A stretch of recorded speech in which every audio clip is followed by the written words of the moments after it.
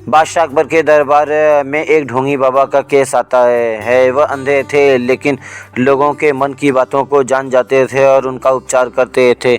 इस प्रकार कई दिन तक चलता रहा। बादशाह अकबर के दरबार में कई लोगों ने धोखाधड़ी का केस भी दर्ज कराया। जिनके पास से कुछ था वह लुटा चुके थे। तो इसकी पूरी जानकारी लेने के लिए बीरबल उस जगह पे जाते हैं जहाँ पे बाबा निवास करते थे। वहाँ पे जाने के लिए उनके पास से गाड़ी और रथ की ज़रूरत पड़ती थी, लेकिन वहाँ कुछ भी नहीं जाता था, केवल एक घोड़ा गाड़ी जाता था।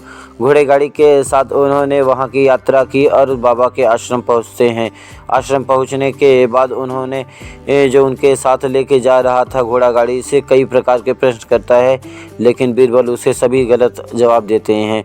वहाँ पहुँचने के बाद जैसे बीरबल उस आश्रम में पहुँचते हैं तो अंधा बाबा कहता है कि ऐसा है तुम बीरबल हो ना, पेट की समस्या लेकर आए हो। तो बीरबल कहते हैं हाँ बाबा।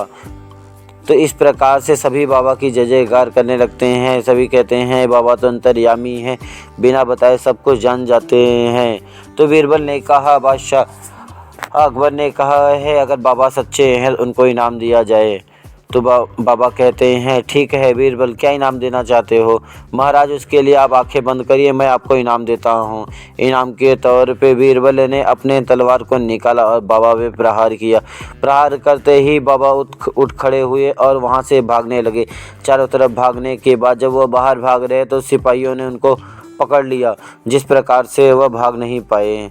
इस तरीके से भागने से बच गए। सभी को बाबा की सच्चाई का पता चल गया। बीरबल ने कहा कि अगर ये बाबा अंधे हैं तलवार की धार को कैसे समझ गए और ये कैसे जान रहे कि उनके ऊपर प्रहार हो रहा है?